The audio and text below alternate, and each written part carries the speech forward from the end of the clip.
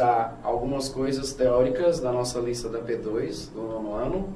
Você espero que esteja com a lista em mãos para a gente fazer uma reflexão sobre a diferença entre frase e oração. Então, quero começar lendo isso com você. Toda oração é uma frase, mas nem toda frase é uma oração. O que isso significa? Que quando a gente vai pensar em língua portuguesa, a gente tem que pensar que a nossa comunicação escrita e falada, ela acontece basicamente por meio de frases. O que é uma frase? É quando eu tenho uma palavra ou um conjunto dessas palavras que produz sentido quando eu me comunico com alguém. Por exemplo, você leva um beliscão e você grita, ai.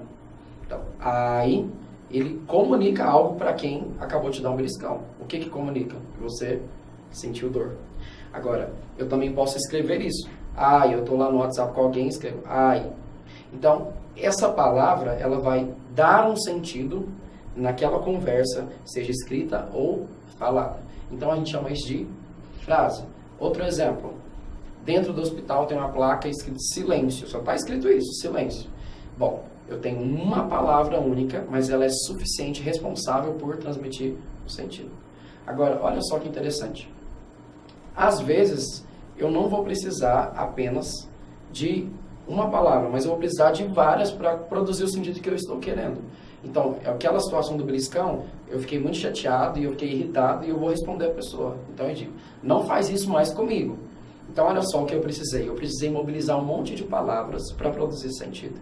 E esse monte de palavras que eu mobilizei agora se chama oração. Então, enquanto a frase é uma palavra, um conjunto delas que produz sentido, a oração é uma frase que só faz sentido porque a gente tem um verbo provocando todo o sentido dela. Então, vamos pensar. Silêncio é um verbo? Aquele que está lá na placa do hospital, silêncio. Não é um verbo, é uma ordem. Mas e se tivesse escrito, façam silêncio? Aí eu tenho a presença agora de uma palavrinha antes, não é? E eu sei que ela é um verbo porque a gente consegue conjugar. Eu faço, você faz, ele faz, nós fazemos. E aí, lembra lá do seu conteúdo do 8º e do 7º ano. A gente tem o verbo no imperativo, que é aquele usado para dar ordem. Então, vamos lá. Você tem, nas primeiras questões da sua lista, várias imagens. Uma imagem de 3 emojis, uma placa e um texto. E aí a pergunta é, todos eles podem ser considerados frases? Então, vamos pensar. Onde eu sei que tem palavras e elas produzem sentido, é claro que elas são frases. Agora, a imagem que tem um verbo, eu vou dizer que ela é uma oração. Mas e aquela primeira imagem que eu tenho aí na sua lista aqui? São os emojis ligados um ao outro. Eu posso dizer que aquilo é uma frase? Não, porque o emoji não está escrito com palavras. Apesar do emoji significar alguma coisa, ele não é escrito usando palavras. E aí, quando eu vou pensar na língua portuguesa escrita, eu sempre penso em palavras e não em desenhos. E o emoji é um desenho.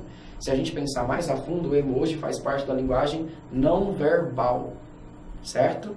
Então, o que eu preciso saber para me sair bem na prova? Eu preciso saber que toda oração é uma frase, mas nem toda frase é uma oração. Tudo bem? Bom estudo para você. Espero que você faça uma boa prova.